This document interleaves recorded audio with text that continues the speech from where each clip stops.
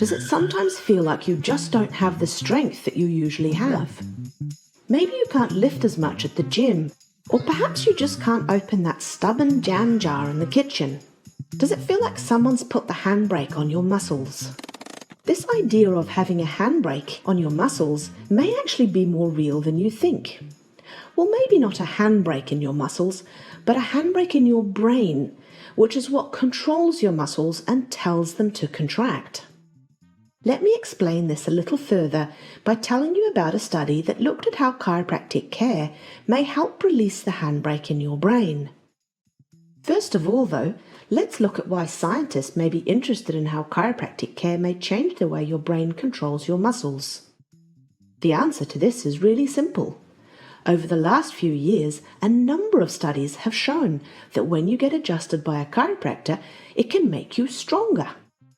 One study reported in a group of students who received chiropractic care that they were actually able to produce 16% more force in their leg muscle after a chiropractor had gently checked and adjusted any dysfunctional spinal segments, or what chiropractors call vertebral subluxations. This didn't happen when the chiropractors did a control intervention that just involved moving their spine but not adjusting them. The same New Zealand group of researchers followed up this study in elite taekwondo athletes, and again showed that even in a group of elite, highly trained athletes, a single session of chiropractic care can improve their strength and prevent fatigue. And now they've even shown that chiropractic care can help improve strength in patients who've had a stroke. But what does this have to do with handbrakes in the brain, you may wonder?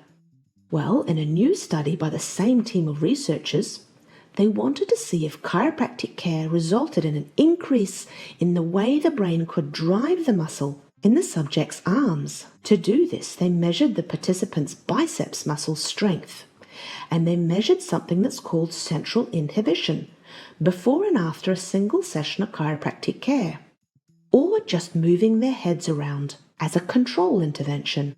This central inhibition measure is a bit like the brain's handbrake to the muscle. There are two ways the brain can increase the way your muscle contracts. It can either press the gas pedal or it can release the handbrake to that muscle. It's a little bit more complicated than this, of course, because the brain has many gas pedals and many handbrakes to every single muscle in your body. But the scientists wanted to know if a particular type of inhibitory handbrake changed after these subjects got adjusted. The technical term for the method they used to record this type of inhibition was TMS twitch interpolation technique, and it allows them to explore the way the participants' brains are driving their arm muscles. In other words, it measures the degree to which their brain was pulling the handbrake to that particular muscle. What they found was that there was a difference in the degree of central inhibition to the biceps muscle only after they were adjusted, compared to when they did the control movement of the neck. There was less inhibition, suggesting the brain had released the handbrake to the muscle after they got adjusted. So this may be one of the reasons why the previous studies showed that chiropractic care could increase strength, because maybe chiropractic care is reducing the central inhibition to your muscles, or in other words, releasing the handbrake to your muscles, making it easier for your brain to move your muscles and produce more strength.